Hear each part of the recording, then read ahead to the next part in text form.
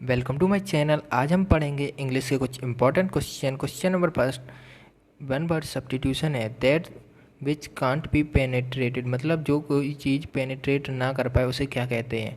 Option है irrevocable, antedate, रिवेल, impenetrable. Impenetrable हम लोगों को समझ में आ रहा है कि जो आर पार ना जा सके, मतलब जो पेनिट्रेट ना कर पाए उसे इम्पेनेट्रेबल कहते हैं। एंटीडेट का मतलब जो उस डेट से जल्दी हो जाए उसे एंटीडेट कहते हैं। रिवेल का मतलब a person who takes arms against the government of his own country, मतलब कि जो अपनी ही गवर्नमेंट के खिलाफ कुछ बोले उसे रिवेल कहते हैं। इररिवोकेबल का मतलब जिसको कोई भी अल्टर ना हो, मतलब कि जिसका कोई ऑप्शन ना हो, उसे इररिवोकेबल कहते हैं। रिवेल बहुत इंपॉर्टेंट है, ये बहुत बार पूछा भी गया है। Second question, things which contain elements of different nature, मतलब कि दो अलग अलग चीज़ें मिल जाती हैं तो उसे क्या कहते हैं, उसे हेट्रोजीनियस कहते हैं, ये पता ही है। Instigate, valid, heterogeneous, propensity. अब इन अदर वर्ड्स का मतलब भी बता देते हैं। वैलिड का मतलब होता है कि पोइम जो पॉपुलर स्टोरी की हो। इंस्टिगेट का मतलब कि कोई आदमी आपको ज़बरदस्ती परेशान कर रहा हो, मतलब कि उकसा रहा हो। प्रोपेंसिटी का मतलब कि जो natural tendency to do something, मतलब कि हमारे काम करने की नेचुरल जो आदत होती है उसे प्रोपेंसिटी कहते हैं। थर्ड क्वेश्चन, ऑफ और रिलेटिंग टू द 100 एनिवर्सरी, मतलब कि हमारी 100 एनिवर्सरी से रिलेटेड, तो उसे क्या कहने। सेंचुरी हम लोगों ने सुना होगा 100, तो ऐसे ही सेनेटियल राइट आंसर है। अदर वर्ड्स मोमेंटो, पार्मर, कॉन्स्पिकेट, इनका भी मतलब बता देते हैं।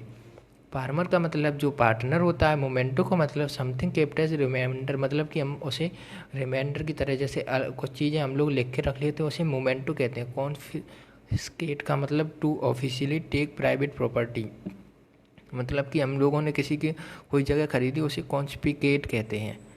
फोर्थ क्वेश्चन, ये भी वन वर्ड सब्स्टिट्यूशन है। Green house specially attach to a house, मतलब कि जो हाउस के आगे का जो ग्रीनरी पार्ट होता है उसे क्या बोलते हैं, उसे कंजर्वेटरी बोलते हैं।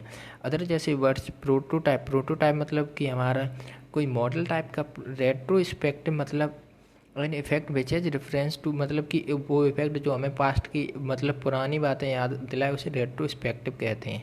कंजर्वेटिव का मतलब कि जो अगेंस्ट, जो बदलना न चाहता, रूढ़िवादी इंसान कहते हैं हिंदी में। फिफ्थ क्वेश्चन, ये इडियम एंड फ्रेसेस हैं। होल न्यू बॉल गेम, मतलब कि होल न्यू गेम। अब इससे हम क्या समझ रहे हैं कि कोई नई चीज़ के बारे में बात कर रहा है।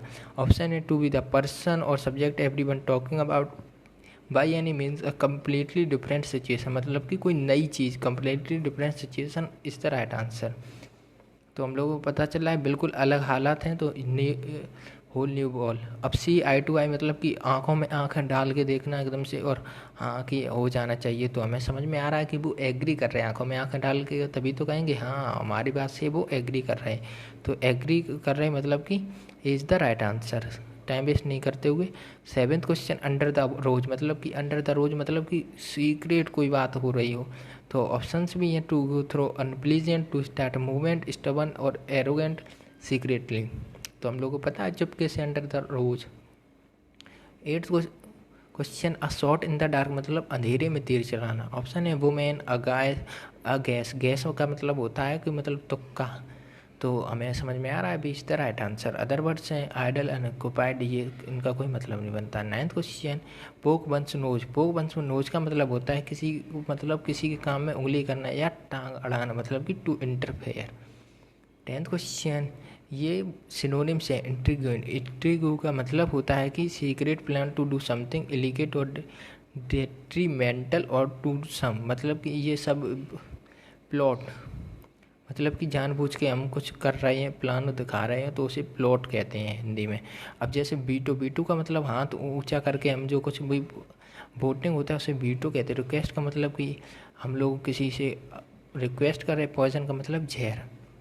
अदर वर्ड्स जैसे कि 11th question, question number 11, signing join. Signing join का मतलब होता है, मतलब कि जो आदमी पॉजिटिविटी शो करता हो, मतलब ऑप्टिमिस्टिक, आशावादी इंसान। तो ऑप्शन है विजिलेंट, लेमेंट, लोथ, optimistic. Optimistic is the right answer. Vigilant का मतलब होता है, विजिलेंट, विजिलेंट का मतलब सजग, मतलब कि जो अच्छा सा इंसान हो उसे सजग। लेमेंट का मतलब घिरला करना, लेमेंट का मतलब विलाप करना, लोथ का मतलब घिरला करना। 12th क्वेश्चन, रिज्यूविनेट का मतलब होता है कि जो नई सी चीज़ जो रिन्यू कर देते हैं उसे रिज्यूविनेट। जज का मतलब किसी को जज करना। रिप्लाई का मतलब कि उत्तर देना। एज का मतलब तो हमें पता ही है एज क्या होता है। 14th क्वेश्चन, ऑथोराइज, इसमें आपको अपोजिट बताने का मतलब कि एंटोनिम्स। ऑथोराइज का मतलब कि हमने इसे दे दिया, तो उसका अपोजिट हो जाता है प्रोस्क्राइब, मतलब कि उससे छीन लिया। डिटैच का मतलब भी लेना होता है। प्रिस्क्राइब का मतलब कि उसे को हम डॉक्टर हमें प्रिस्क्रिप्शन देता है, उसे प्रिस्क्राइब कहते हैं। ऑथोराइज का सिनोनिम होता है पल्वराइज। 14th क्वेश्चन, लिथर्जी का मतलब होता है लैक ऑफ एनर्जी, मतलब कि थका का हुआ हो उसे लिथर्जी कहते हैं। अब जो थका होगा तो वो एक्टिविटी तो कर नहीं पाएगा, तो उसका अपोजिट हो जाएगा एक्टिविटी करना। इंटेलिजेंट मतलब मानसिक बुद्धि। शार्पनेस मतलब तेज। क्विकनेस मतलब बहुत ज़्यादा। और ब्रिस्क का मतलब भी क्विकनेस होता है, ब्रिस्क, ये बहुत इंपॉर्टेंट है।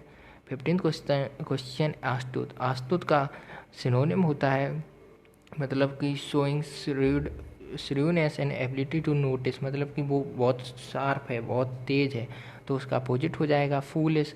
अब जैसे कि श्रूस का सिनोनिम हो जाता है या शार्प, कनिंग। 16th क्वेश्चन, नहीं,